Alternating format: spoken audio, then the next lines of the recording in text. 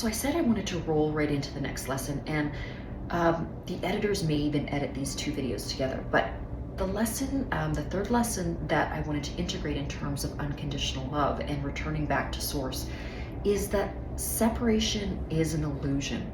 It is the illusion of suffering. So the more that we feel that we are separate from others and separate from all that is and separate from the divine, the more we suffer. And so oneness is the ultimate reality. One of my favorite books, The Law of One, is a great read if you want to delve a little bit further into this understanding of oneness, okay? But basically, as I was stating earlier in the earlier lesson, is that ego is the creator of separation. Not that ego is the enemy, ego is a tool that provides context, but divine intelligence always and forevermore operates through the power and through the divine understanding of absolute oneness, okay? So when we're talking about true unconditional love, this is seeing yourself in all beings, in all life. And this is something that has always been a cornerstone of my own personal mantra and ideology. I have always seen myself in the circumstances of all others, whether that be an animal, a plant, a piece of garbage, whatever it is. I've always been able to kind of transmit myself into that three-dimensional object and try to integrate an understanding of what it would be to be that other. And from that standpoint, I've always been able to radiate this high level of unconditional love, because when we do this, when we put ourselves in another's circumstance or in another's shoes, we essentially gain spiritual sight. We're looking out from that life forms or that object's objectivity or object reality. And we start to see things in a different vantage point. And when we can utilize this spiritual sight to look outward through the lens of all others, we integrate so eloquently that lesson of unconditional loving energy, okay? Understanding that when you love another, you love God. So when you are giving love, when you are expanding your energy, giving your service, being in purpose, on purpose, with another, in that reflection to another, that is when you're connecting to the source of creation, okay? And when you withhold love, when you piecemeal it out or you make it conditional, if you hurt others, if you harm others, if you're violent, if you're creating separation, this is where you have cut yourself off from source. So this is essentially where you are in this separate state and you have become distorted. This is that duality principle.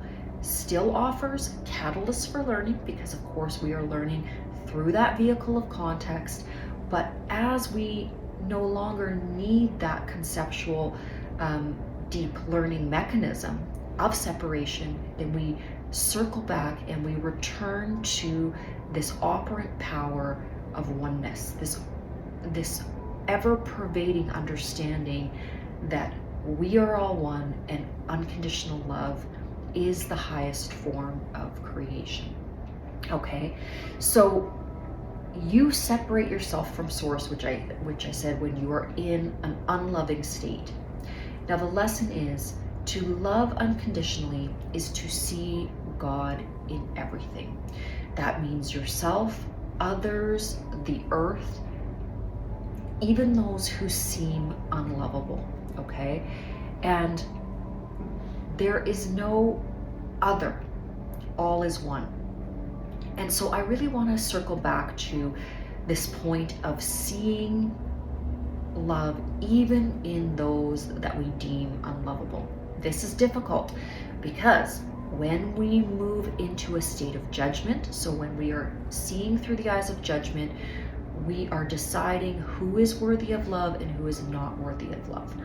And this is what becomes difficult, because as a sovereign being, we have to have boundaries. As a sovereign being, we have to have principles. But that doesn't mean that we have to dislike, hate, condemn, be incompassionate. We can have boundaries within our lives. We can create a beautiful, safe environment. We can understand that those that are in distortion simply know not what they do. We don't have to invite them in the front door, but we can still love them. And what I mean by still love them is that we can have an understanding of their innocence. When we see anything that is distorted as childlike behavior or unwise behavior, because of course, in terms of our learning here on earth, we can understand that when any life form is at its infancy, it is not understanding things correctly. Or in other words, it is operating from either absolute unawareness or absolute distortion. This is where that ego or that identity can take hold, where an individual can become extremely selfish or self-serving. This, of course, would be cutting themselves off from that all is one energy. Because when you start to look at those around you in the paradoxical ideology where they are to serve you and you are not in service of them and you're not in service of all, this is when you become very contracted. When an individual is in a very high state of distortion, this is where violence happens, greed happens, jealousies, all of these projections that are extremely toxic and distorted.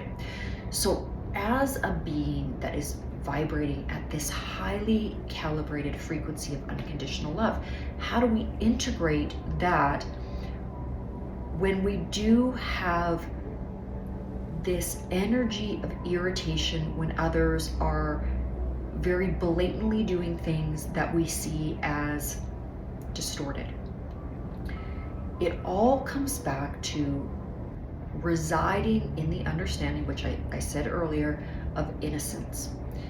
And although it's difficult often to see innocence in violent, in terroristic, in toxic, in dominating attacks, anytime that a being or an individual is projecting, creating, acting from this distorted standpoint, they are absolutely unaware.